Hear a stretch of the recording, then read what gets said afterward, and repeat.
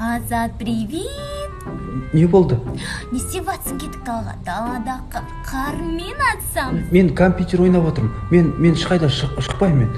Сен бір күні робот болып кетесің ғой, осылай отыра берсең. Адамдар и так та робот қой. Олар жұмысқа барады, келеді, көздері соткада. Фу, хотя бы камераға қарашы.